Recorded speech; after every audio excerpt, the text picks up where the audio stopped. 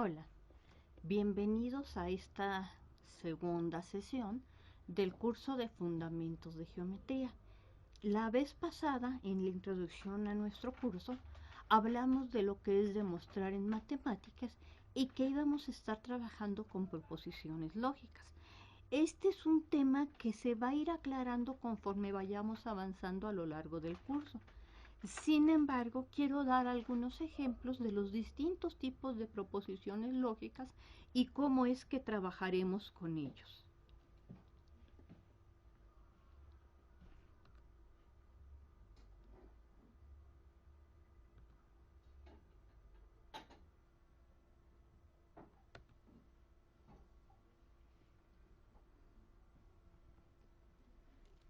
Bueno, primer punto, notamos que las proposiciones lógicas son oraciones enunciativas, es decir, son oraciones que afirman o niegan algo y por ende adquieren dos posibles valores de verdad, es decir, pueden ser verdaderas o bien falsas. Como ejemplos de esto tenemos Dolly, este famoso experimento de finales del siglo pasado, fue la primera oveja clonada. Este es un enunciado que puede ser verdadero o falso. Hasta donde sabemos, Dolly en efecto fue la primera oveja clonada. No sabemos si hubo experimentos antes en donde si hubiesen clonado otro tipo de animales, pero oficialmente Dolly fue la primera. El hidrógeno es un átomo, es otro enunciado que de acuerdo con la tabla periódica de los elementos sería verdadero. Otro enunciado sería el hidrógeno es una molécula o el hidrógeno no es un átomo. Tienen sentido decir si son verdaderos o falsos.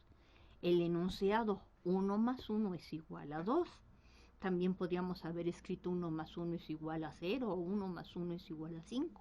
Es un enunciado que está afirmando algo y por lo tanto son ejemplo de proposiciones lógicas. En la actualidad, Marte es el cuarto planeta en orden de distancia al Sol. Si no nos agregan uno o nos quitan otro, como ya pasó con Plutón. ¿Sí? Pero oficialmente y hasta el momento, este cuarto enunciado también es verdadero. Entonces son 4 ejemplos de enunciados que hasta donde sabemos son verdaderos. Si pongo 1 más 1 igual a 5, con nuestra aritmética usual es falso. Si les pongo el hidrógeno es un metal, pues entonces podemos decir que es falso. Si decimos Marte es el octavo planeta que en distancia al Sol, pues podemos decir que es falso. O sea, hay enunciados que podemos decir si son verdaderos o falsos. Mientras que no todas las oraciones son proposiciones lógicas. Toda proposición lógica es una oración, mas no toda oración es una proposición lógica. Por ejemplo, una interrogación, ¿qué día es hoy? No es una proposición lógica. Una oración exhortativa, vamos todos a jugar fútbol porque es el deporte nacional. No, el deporte nacional es la charrería, entonces no. ¿Sí? Oraciones imperativas, porque lo digo yo. Desiderativas, es que yo quiero. Exclamativas o admirativas, ninguna de estas son proposiciones lógicas, ya que no están afirmando algo. No podemos asignarles un valor de verdadero o falso. Entonces, si yo pregunto, ¿qué es el álgebra? No es una proposición lógica. ¿Debemos honrar a los héroes patrios? Sí, pero no es una proposición lógica. Cielos, casi me saco la lotería, nomás me faltó comprar el billete. Tampoco es una proposición lógica. Quizá mañana haga calor, sí, quizá llueva. Y esto es una oración que además depende de en dónde nos encontremos. No, él es bueno, pues a lo mejor para algunos es bueno, para otros no. Entonces estos 5 ejemplos que acabamos de dar no son proposiciones lógicas, ya que algunas son interrogativas o exhortativas o imperativas o desiderativas, exclamativas o admirativas. Ninguna de ellas es una proposición lógica. Son oraciones, pero no son proposiciones lógicas. toda proposición es una oración aseverativa. Entonces aquí ya voy a usar proposición y proposición lógica como sinónimos. ¿Sí? Entonces toda proposición lógica es una oración aseverativa, mas no toda oración aseverativa es una proposición. Por ejemplo, el cuadrado es guapo. Pues depende de cuál cuadrado, ¿no? José es un número irracional. X más 3 es igual a pi, pues va a ser cierto para un cierto valor de X, pero no para cualesquiera. Alfa es la capital de Jalisco, todavía no, ¿eh? Todavía es Guadalajara. Entonces estos son enunciados que están afirmando algo, pero no son proposiciones, ya que no tiene sentido decir si son verdaderas o falsas. Aquí, por ejemplo, el tercer ejemplo que señalamos aquí arribita.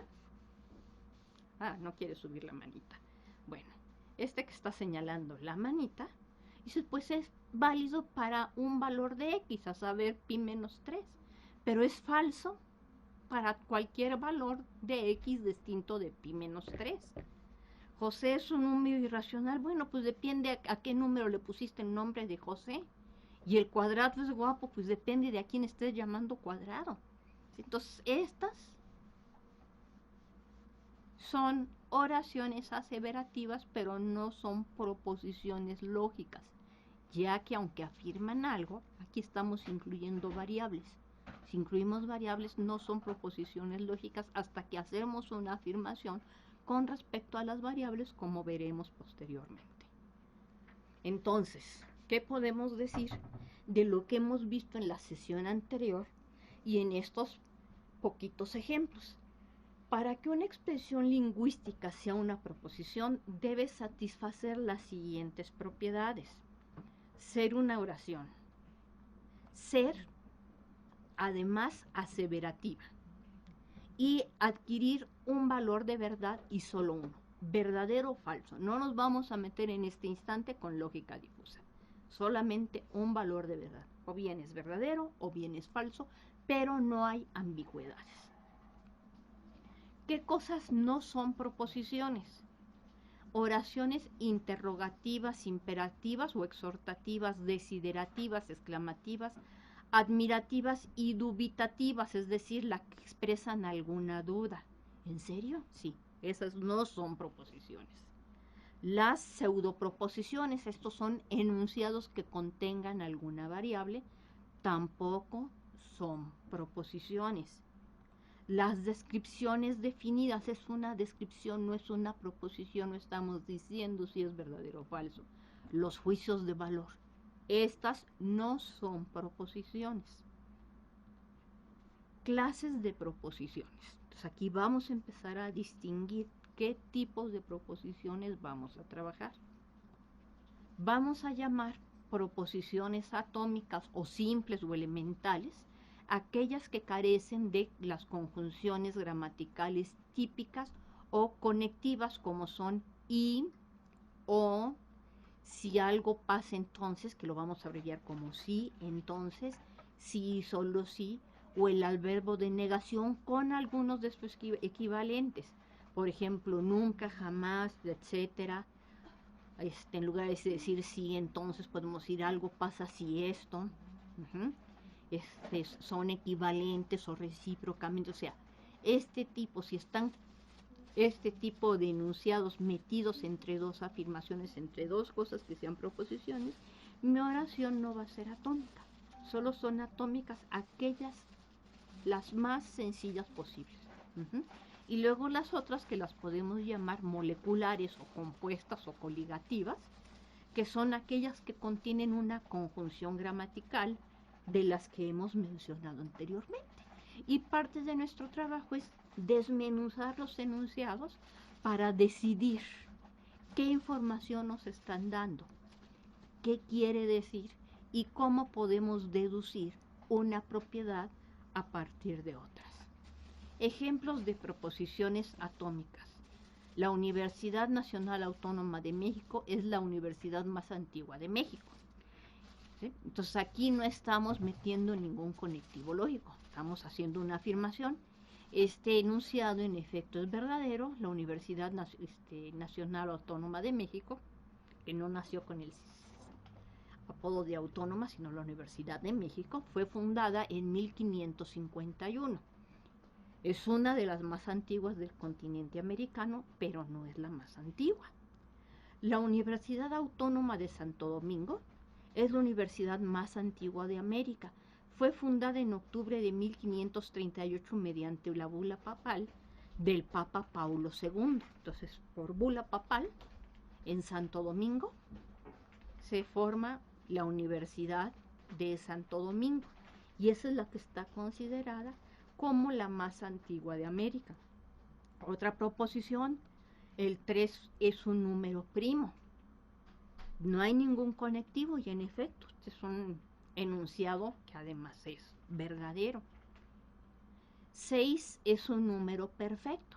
También este es un ejemplo de proposición atómica. No hay nada que esté conectando un enunciado con otro. ¿Cuándo un número es perfecto? Un número perfecto es un entero que es positivo y que es igual a la suma de sus divisores enteros. Entonces, mientras el enunciado, el 6 es un número perfecto, es un ejemplo de proposición atómica, decir lo que es un número perfecto ya es una descripción que está juntando, aunque no esté escrito explícitamente, lo siguiente: un número perfecto es un entero, que además es positivo, así que aquí hay un i, hay una conjunción, y que es igual a la suma de sus divisores previos. Entonces, este lado sí es una proposición atómica. Este otro nos está diciendo la definición de número perfecto. No es una proposición atómica, es molecular. ¿Ok? Las proposiciones atómicas, de acuerdo a sus elementos constitutivos, suelen calificarse en predicativas y relacionales. Las predicativas son las que solo tienen un sujeto y un predicado, como la de 6 es perfecto, o 3 es primo, y las relacionales son las que constan de 2 o más sujetos vinculados entre sí, sin que haya una conjunción. ¿Ok? Bueno, las proposiciones negativas ya llevan la conjunción no. Estas ya son ejemplos de proposiciones moleculares. Entonces pueden incluir el no explícitamente o cualquier equivalente, como puede ser nunca, jamás, tampoco, no es verdad que, no es cierto que, es falso, o cualquier otro enunciado que esté negando una proposición simple o compuesta, atómica o molecular. Entonces, dado una proposición P, su negación la vamos a denotar, barrita con una colita, la vamos a llamar no. Esta sería no P. Y se obtiene agregando apropiadamente la conjunción no. Entonces, esta es la conjunción no para la proposición. Y es aquella proposición que obtiene los valores de verdad opuestos a la de P. Es decir, si P es verdadero, no P es falso. Y si P es falso, no P será verdadero. Por ejemplo, la negación: la Universidad Autónoma de Santo Domingo es la más antigua de América, pues su negación es: la Universidad Autónoma de Santo Domingo no es la universidad más antigua de América. Y entonces aquí está lo que decíamos hace un momento: si P es verdadero, no P es falso; si P es falso, no P es verdadero. Otro ejemplo de proposición, por ejemplo, yo podría decir: el 3 es un número par. Entonces ustedes me gritan: no es cierto, 3 es impar. En efecto, 3 es un número par, es un enunciado falso. ¿Cuál es el verdadero? El 3 no es un número par, o bien el 3 es un número impar, porque tienen el valor de verdad opuesto. La negación de ser par es ser impar. ¿Ok? Entonces aquí nos referimos en esta parte a que podemos usar una acepción equivalente. Otro tipo de conectivo que tenemos son las conjunciones, que equivalen a decir y, o sus expresiones equivalentes: y, pero, aunque, aun cuando, tanto como, si no, ni, sin embargo, además, pasa si, sí, algo que nos esté indicando que estamos uniendo dos proposiciones. Las profesiones conjuntivas no es necesario que las componentes estén relacionadas. Simplemente basta con que tengamos la presencia del y. ¿Sí? Por ejemplo, podemos decir, Pedro es alto.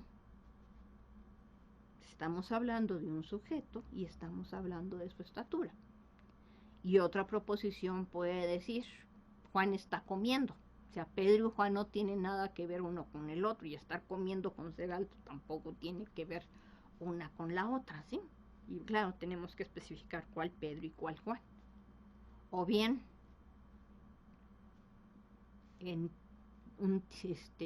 podemos tener ya otras relacionadas como con matemáticas. Por ejemplo, el 3 es un número primo y el 2 es un número par. O el 3 es un número primo y el 6 es un número perfecto. Mientras en el primer caso estaba relacionando la condición de paridad o imparidad, en el segundo no, porque en un caso estoy hablando de ser impar y en el otro caso estoy hablando de ser perfecto, donde ser perfecto no tiene que ver con ser par o impar.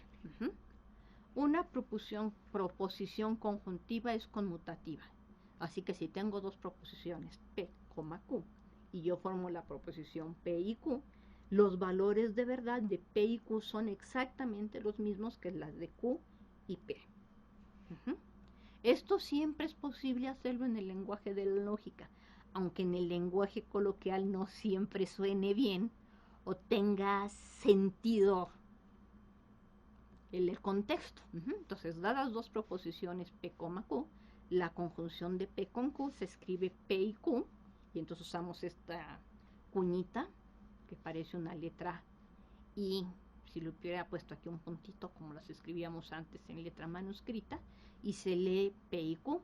La conjunción es verdadera solamente en un caso, cuando P y Q sean verdaderas al mismo tiempo. Entonces aquí abajo tenemos sus tablas de verdad. La conjunción de dos proposiciones es verdadera solo cuando ambas componentes son verdaderas. En cualesquier otro caso, el resultado resulta ser falso. Otro tipo de conectivo lógico que tenemos es la disyunción.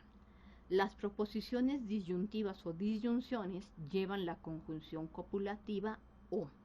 Sus expresiones equivalentes ya, bien o bien, hora, sea, etc.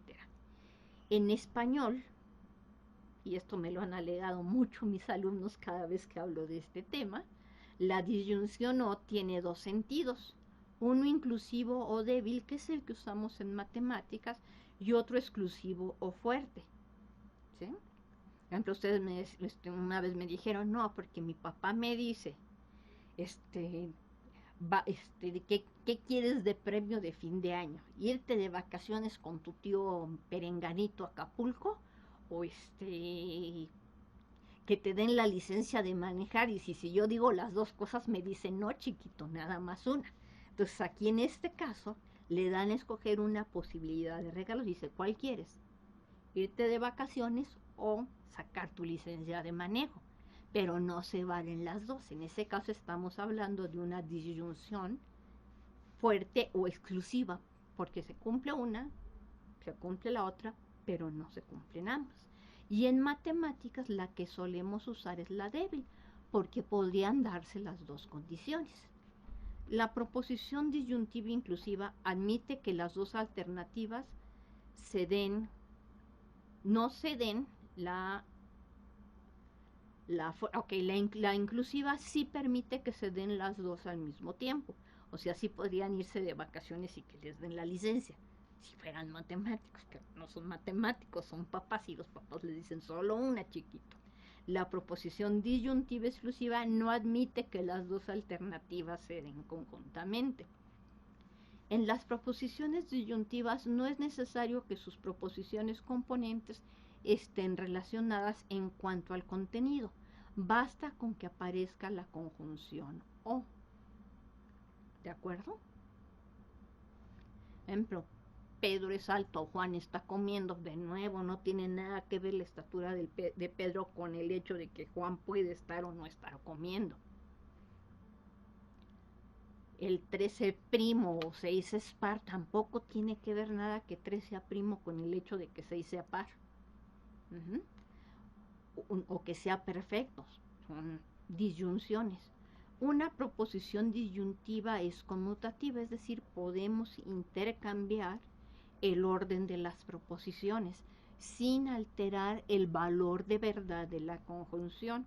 Esto de nuevo siempre lo podemos hacer desde el punto de vista lógico, aunque no siempre lo podamos hacer en el lenguaje coloquial.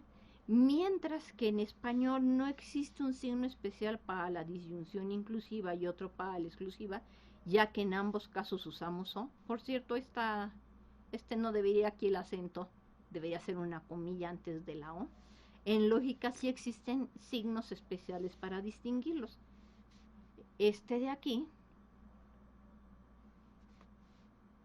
es nuestro o inclusivo y este otro con la barrita abajo es el exclusivo. En matemáticas a lo largo de todo este curso, y a menos que se especifique lo contrario, siempre estaremos considerando el inclusivo. Ya cuando les pongan la barrita abajo es el exclusivo, pero nosotros siempre vamos a estar considerando el inclusivo. La tabla de verdad. La disyunción de dos proposiciones P y Q solamente es falsa en un caso, cuando ambas proposiciones sean simultáneamente falsas.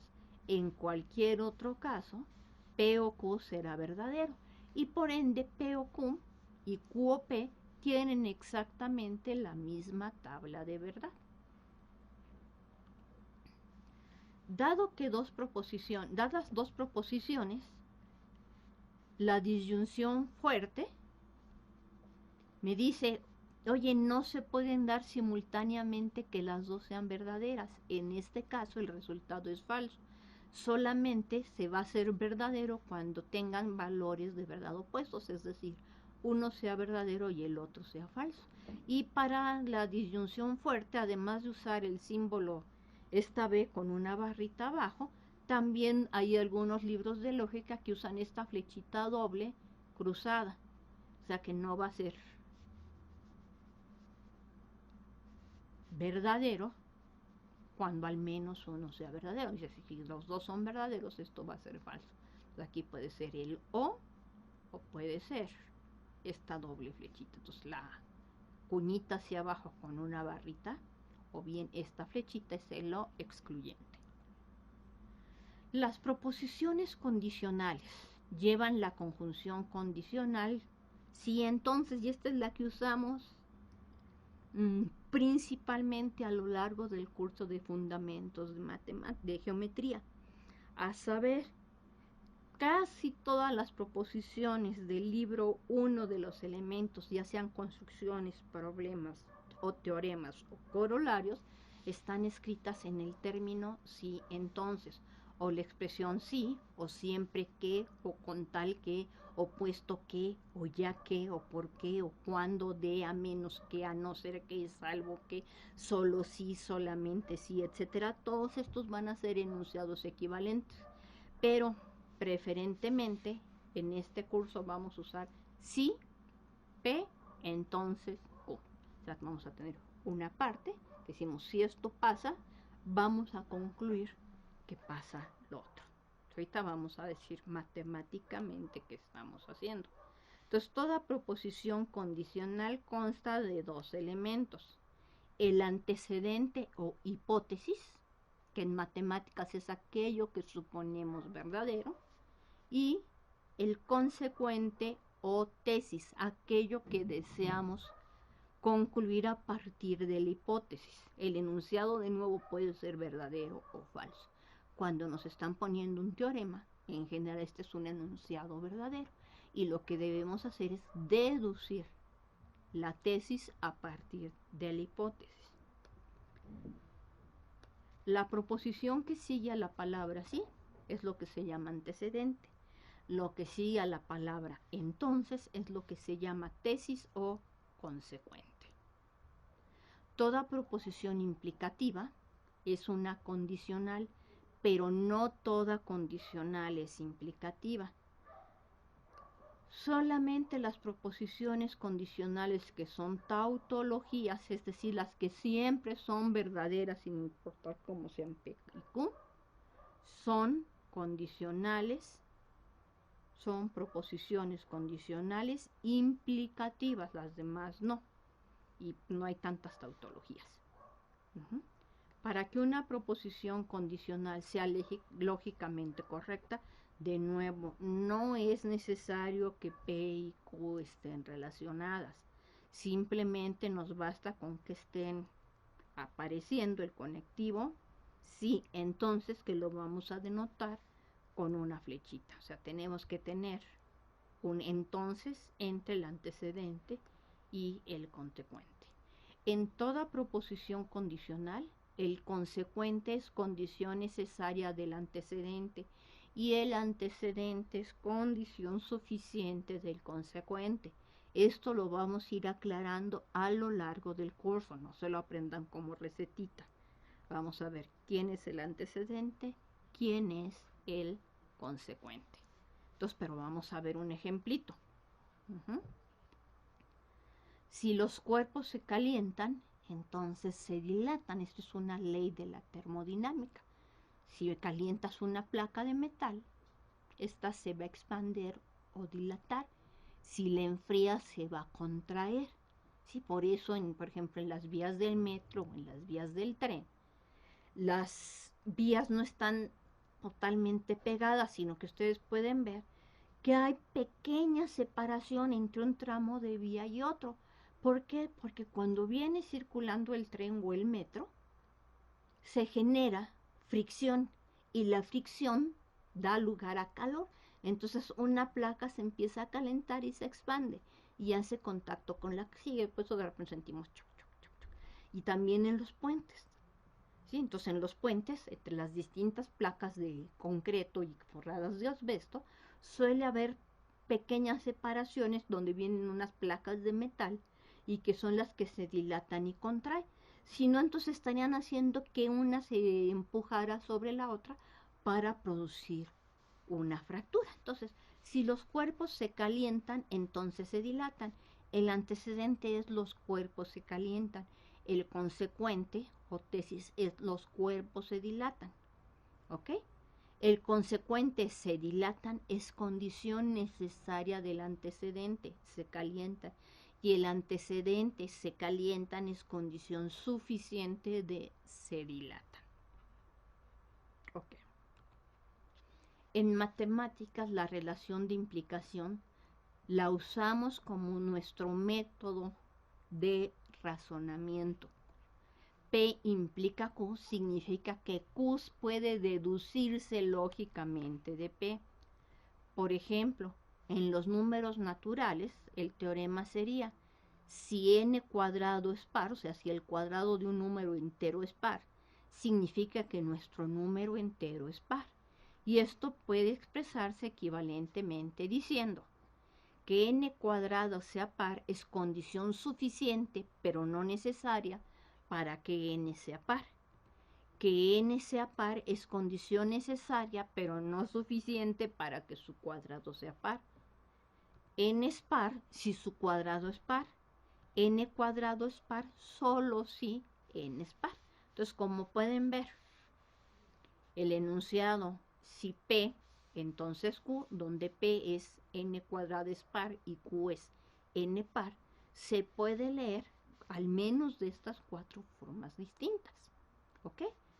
Preferentemente vamos a usar esta primera forma donde estoy poniendo la manita. Si n cuadrado es par, entonces n es par.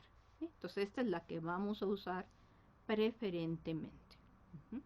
Aunque ocasionalmente podamos usar alguna de las otras dependiendo del contexto en el que estemos trabajando.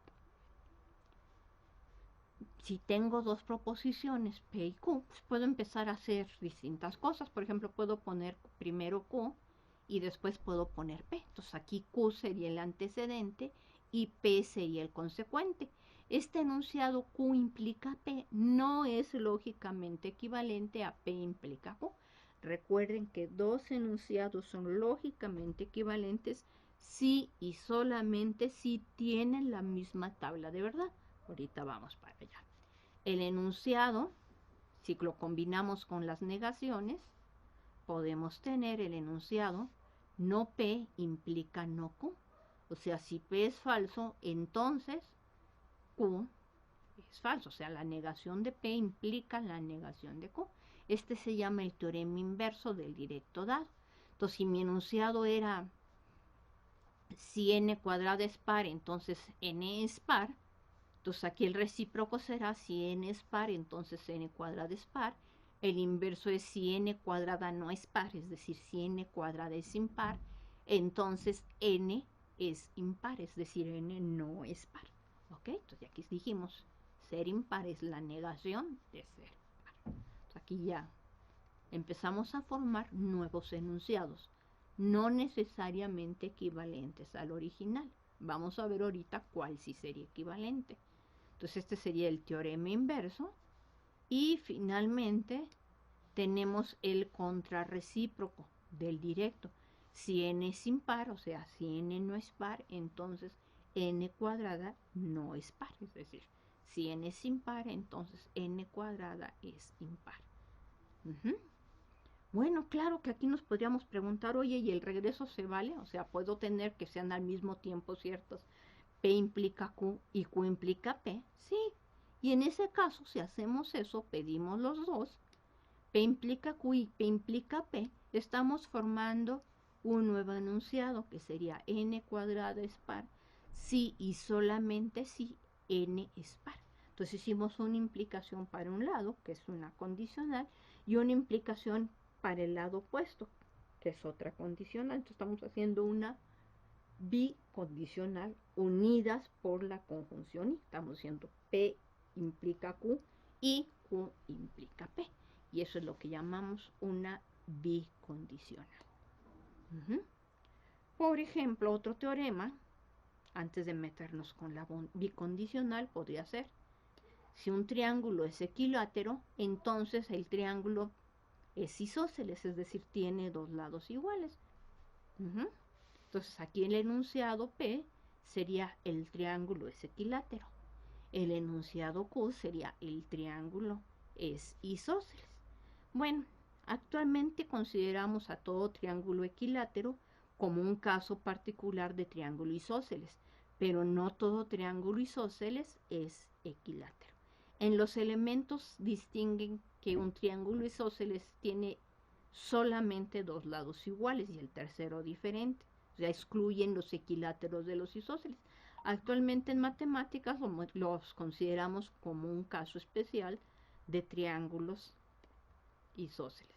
¿Quién sería el recíproco? Si el triángulo es isósceles, entonces es equilátero. Este enunciado es claramente falso. No se va a cumplir la implicación y su recíproca. El teorema inverso dado sería, si el triángulo no es equilátero, entonces no es isósceles. Y finalmente el contrarrecíproco. Si el triángulo no es isósceles, entonces tampoco es equilátero. Y como mencioné hace un momento, la bicondicional P implica Q y Q implica P, en este caso resulta ser falsa. No todo triángulo isósceles tiene sus tres lados iguales. Por ejemplo, las reglas de 45 grados. ¿Cuál es la tabla de verdad de la condicional a implicación? Si tenemos dos proposiciones P, Q, la condicional si P, entonces Q, se escribe P, doble flechita, Q, y se lee si P, entonces Q. La condicional es falsa solamente en un caso, cuando el antecedente P es verdadero y el consecuente Q es falso. En cualquier otro caso será verdadero. Entonces, si quiero ver la tabla de verdad, Fíjense aquí, el antecedente es verdadero y el consecuente es falso. En P implica Q, pero en Q implica P, el antecedente es falso, el consecuente es verdadero, el resultado es verdadero. Entonces ya no tienen la misma tabla de verdad. En efecto, hay 3 verdaderos y un falso, pero no están ubicados en la misma posición. ¿Qué me está diciendo? Que la condicional no es conmutativa. La conjunción sí lo fue, la disyunción sí lo fue, la condicional no lo es. Entonces yo puedo tener P implica Q sin tener Q implica P. P implica Q se llama teorema directo. Q implica P se llama el recíproco. La negación de P implica la negación de Q se llama el teorema inverso. Y la negación de Q implica la negación de P se llama el contrarrecíproco. Las tablas de verdad están dadas como sigue. Entonces, si tenemos dos enunciados simples, P y Q, P implica Q, se llama el teorema directo. Solo es falso cuando el antecedente es verdadero y el consecuente es falso. En cualquier otro caso, este será verdadero. Si Q es verdadero, no Q resulta ser falso. Y si P es verdadero, no P resulta ser falso.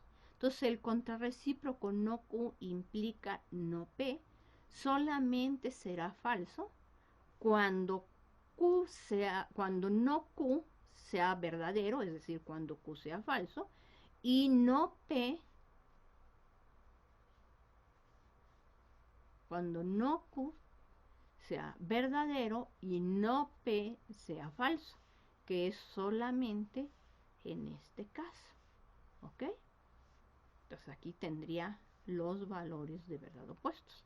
Y fíjense que entonces el teorema directo y el contrarrecíproco son enunciados equivalentes. Esta forma también la vamos a utilizar frecuentemente.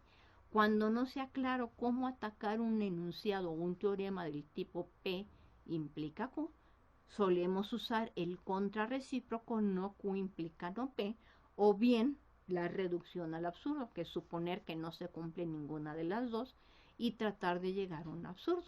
El teorema recíproco y el directo ya habíamos visto que no tienen la misma tabla de verdad, pero el inverso y el recíproco sí tienen la misma tabla de verdad, solamente son falsos cuando el antecedente es verdadero y el consecuente falso, que sería en el caso del tercer renglón. Las tablas de verdad de estas proposiciones, como mencioné, nos dice el teorema directo y contrarrecíproco son equivalentes. Teorema inverso y recíproco son equivalentes. Y entonces no siempre usamos el enunciado P implica Q. No siempre queremos demostrar las cosas así como soldaditos directos. A veces necesitamos darle la vuelta para resolver algún problema. Muy bien. ¿Qué es una proposición bicondicional? Una proposición bicondicional es la que está compuesta con dos proposiciones condicionales y ligadas a través de la conjunción y, como si P, entonces Q, y recíprocamente, si P, sí y solo si Q, P cuando y solo cuando Q, si P entonces Q y solo entonces. ¿Ok? Entonces hay muchas afirmaciones o muchas formas de expresar la bicondicional en el lenguaje coloquial que son equivalentes. Generalmente vamos a usar si P entonces Q y si Q entonces P, o si P entonces Q, y recíprocamente para efectos de este curso. Es en lo que nos acostumbramos a qué es una demostración y cómo se realiza una demostración. Las proposiciones bicondicionales se establecen porque caracterizan la equivalencia entre dos condicionales. La tabla de verdad de la bicondicional sí es conmutativa. Entonces, P implica Q va a ser verdadera cuando, bueno, P sí solo si Q es verdadera, cuando P implica Q y Q implica P son verdaderas. Entonces, si regresamos a la tabla anterior, pues es cuando ambas son verdaderas o cuando ambas son falsas. Y en cualquier otro caso es falso. Y Q implica P solo es verdadera cuando ambas proposiciones son verdaderas o bien ambas falsas. Entonces, fíjense que las tablas de verdad son equivalentes. Entonces, me da lo mismo demostrar P sí solo si Q que Q sí solo si P. Bueno, entonces, enunciados equivalentes. La negación de la conjunción es la disyunción de las negaciones. La negación de la disyunción es la conjunción de las negaciones. P implica Q es lógicamente equivalente a Q o no P, o bien no P o Q. Esta es la forma en que solemos usar la implicación para demostrar. P sí solo si Q es equivalente a P implica Q y Q implica P. Es la conjunción de las implicaciones. La negación de P implica Q es se cumple P y no se cumple Q. La negación de la bicondicional es no se cumple la primera parte o no se cumple la segunda parte. ¿Sí? Entonces a ustedes les va a tocar de tareita pues verificar las tablas de verdad de todos estos enunciados y ver que en efecto son equivalentes. ¿Por qué? Porque los vamos a utilizar en distintas acepciones a lo largo del curso. ¿Qué significa formalizar una proposición? Que si me dan algo en lenguaje coloquial, me tengo que quedar con su esencia. ¿Ok?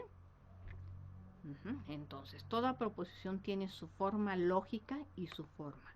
La forma lógica de una proposición es otra proposición equivalente a la primera, con la diferencia de que en ella toda su estructura sintáctica está completamente explicitada, o sea, se ha dicho de manera explícita. En cambio, la fórmula simplemente usamos simbolitos. Por ejemplo, se hace explícita su forma lógica empleando las conjunciones en sustitución de sus preposiciones equivalentes. Esto es nuestro primer paso. Se halla la fórmula reempleando cada proposición atómica por una variable proposicional. ¿Sí? Entonces, por ejemplo, digo, si todos los triángulos equiláteros son isósceles, entonces ya estoy diciendo, si un triángulo es equilátero, entonces es isósceles. Entonces ya hicimos la traducción. Los signos de agrupación, en caso de que sean necesarios, nos están marcando la jerarquía de las operaciones lógicas. Es como cuando factorizábamos o distribuíamos. Los paréntesis sirven para marcar quién va primero y en qué orden se deben leer las proposiciones. Ejemplo, si T es un triángulo, esta es mi proposición P, T es un triángulo, entonces, esta es mi condicional, mi proposición Q, la suma de los ángulos interiores de T es igual a 2 rectos. Pues aquí ya puse P y aquí pongo Q. Entonces el enunciado de arriba ya lo llevé a su forma más simple, ahí donde quedó el letrerito, es si P, entonces Q. Entonces ya lo llevamos a su forma más simple. Entonces queremos deducir que la suma de los ángulos interiores de un triángulo es igual a 2 rectos a partir del simple hecho que T es un triángulo en la geometría euclidiana. Entonces ya es uno de los teoremas que vamos a demostrar cuando lleguemos a la teoría de paralelas. ¿Sí? Este teorema se demostró varios años después que es equivalente al postulado quinto de las paralelas. Demostraciones o inferencias. Una inferencia, razonamiento, deducción o argumentación, que es lo que vamos a hacer en matemáticas, es una operación lógica que consiste en obtener la verdad o descifrar la verdad a partir de ciertas proposiciones conocidas como premisas o hipótesis. Entonces queremos deducir una verdad, que es nuestra conclusión o nuestra tesis, a partir de nuestras premisas o hipótesis. Las premisas de una inferencia son proposiciones que ofrecen las razones por las cuales vamos a aceptar la conclusión. Es lo que vamos a estar entrenando a lo largo de este curso, es lo que vamos a hacer. Preceden a las premisas en inferencias desordenadas las palabras puesto que, ya que, porque, como, si. Tenemos muchas equivalencias. La conclusión de una inferencia es la proposición que se afirma sobre la base de las premisas. Preceden a la conclusión las palabras luego, entonces, por lo tanto, se deduce de aquí, en conclusión, obtenemos que es consecuencia, consecuentemente, ok. Los postulados son proposiciones primitivas en la matemática y de la lógica, ¿ok? Dijimos que los postulados dependen de dónde los vamos a estar trabajando. Mientras las nociones comunes son verdades generales para todas las ciencias, los postulados va a depender de la parte de la ciencia que queramos estar tratando. Entonces, en particular, el quinto postulado, que es el postulado famoso de las paralelas, en el siglo XIX hacen su negación en una de sus equivalencias y en lugar de obtener una contradicción como esperaban, dan lugar al origen de nuevas geometrías. No me voy a meter todavía con eso, ¿sí? Pero es un postulado. Entonces el postulado de las paralelas, dado una línea recta y un punto fuera de ella, existe una única recta paralela a la recta dada por el punto dado, es un postulado. Si lo negamos, obtenemos dos postulados. Dado una línea recta y un punto fuera de ella, existe más de una recta paralela a la recta dada por el punto dado, que da lugar a la geometría hiperbólica, que es la que utilizan para el desarrollo del modelo de la teoría de la relatividad y de la física cuántica, y el otro, que se lo debemos a los pintores, que son los que pusieron sus fundamentos o principios, es dado una línea recta y un punto fuera de ella, no existe ninguna recta paralela a esta por el punto dado, es decir, cualquier recta que pase por este punto va a cortar, a intersecar a esta que tengo aquí abajo. Entonces, los postulados son proposiciones primitivas. Dependiendo de los postulados que pongamos, vamos a estar estudiando una teoría u otra. Los postulados son proposiciones primitivas de las matemáticas. Luego entonces, como son de las matemáticas, pues son de la matemática o bien son de la lógica. Porque dijimos que para que la disyunción fuera verdadera, nos bastaba con que una parte del enunciado fuera verdadero. En los primeros ejemplos que vimos de que eran proposiciones y que no eran proposiciones, les dije, x más pi igual a 3 no es proposición porque depende del valor de x. Este es un enunciado que es verdadero para un único valor de x y es falso para todos los demás porque contiene una variable. Las formas proposicionales son casi proposiciones. Por ejemplo, el enunciado x más 1 es igual a 3 es verdadero cuando x es igual a 2, pero es falso para x distinto de 2. Entonces, hay una variable. Entonces, es un enunciado que no siempre es verdadero. Entonces, podemos decir algo, decimos, no siempre es verdadero en este caso y falso en este otro.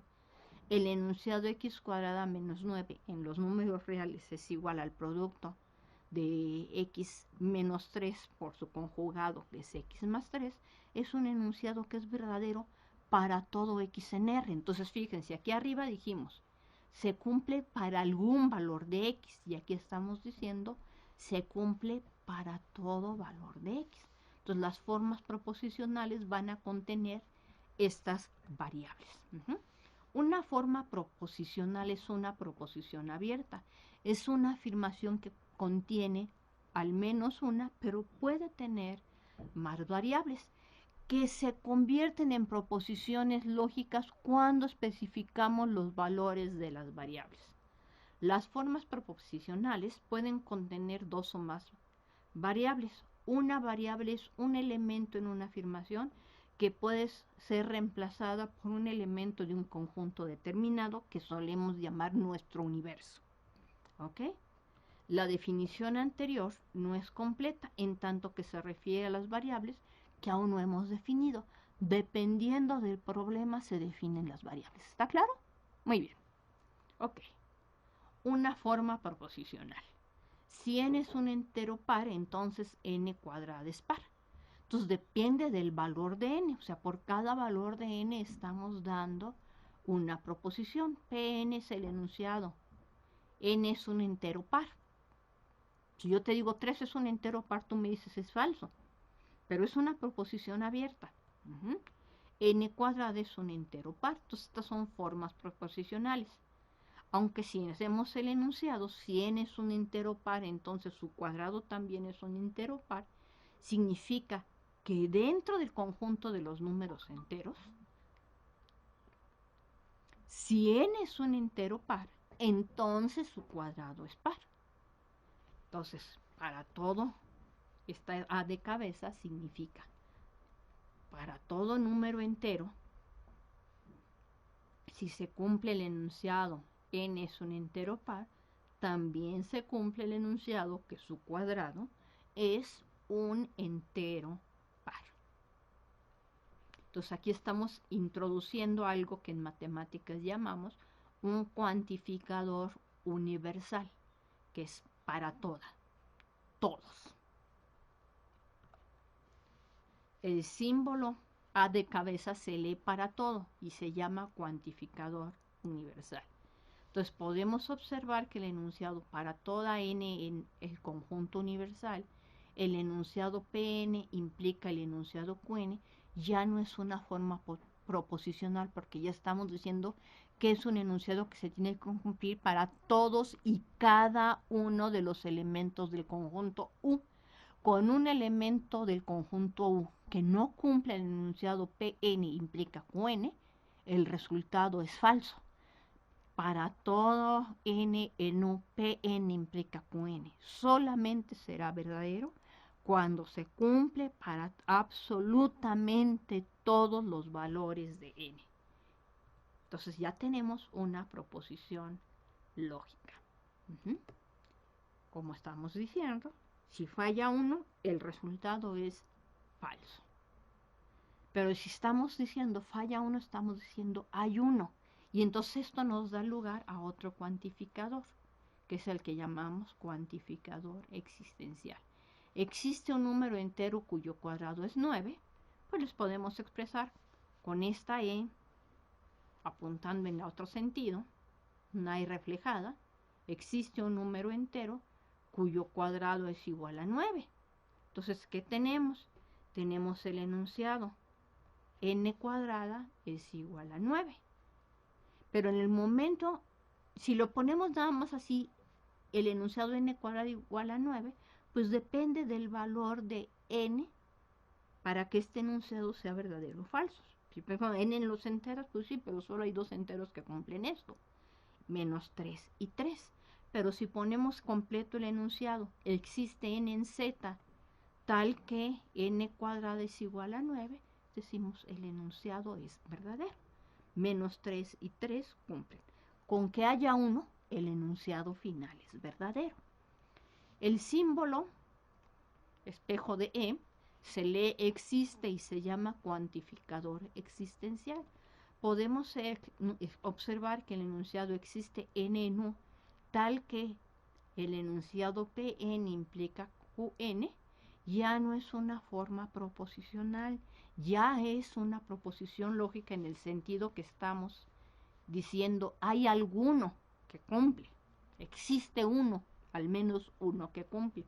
Ya tiene sentido decir que es verdadero o que es falso. Por ejemplo, otro enunciado podríamos decir existe un número entero cuyo cuadrado es igual a 2.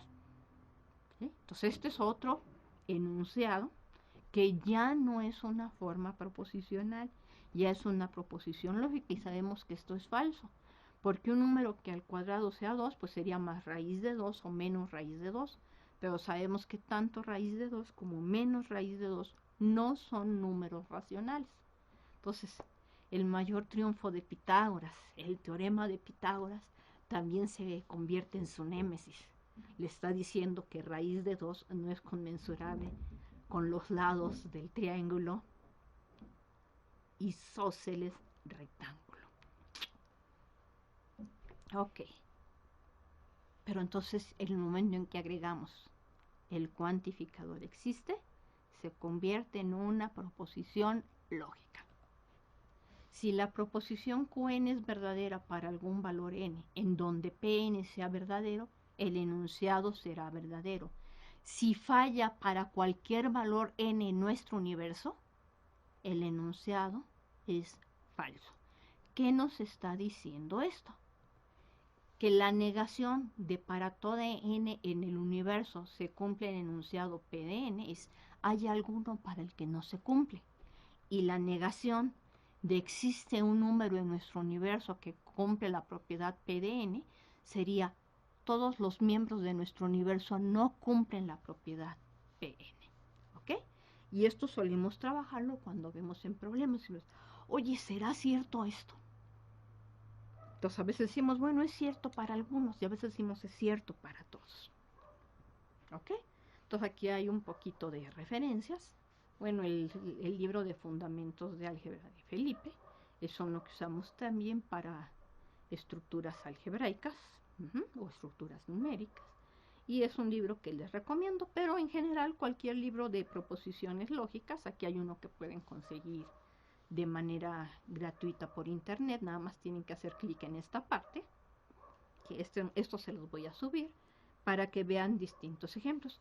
Este curso no es un curso de lógica, ya esta parte simplemente para acercarnos al lenguaje, porque sí, en efecto, muchos de ustedes llegan y no han llevado nada de lógica.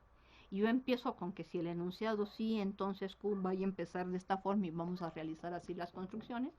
Sí, en efecto, muchos se sacan de onda porque no lo han llevado. Entonces, el objetivo de estas dos clases fue decir que era la conjunción, la disyunción, la negación, el cuantificador universal, el cuantificador existencial, pero antes de eso, ¿qué es una proposición lógica? Y cómo vamos a trabajar con ellas a lo largo de este curso. Entonces, acuérdense, nuestro curso está dividido en la teoría del triángulo, la teoría de las paralelas, teorema de Pitágoras y áreas. Primera parte. Segunda parte, teoría del círculo, semejanza de triángulos. Tercera parte, trigonometría. Y si nos da tiempo, tantito de la geometría de los números complejos. Ok, es todo por ahora. Hasta luego.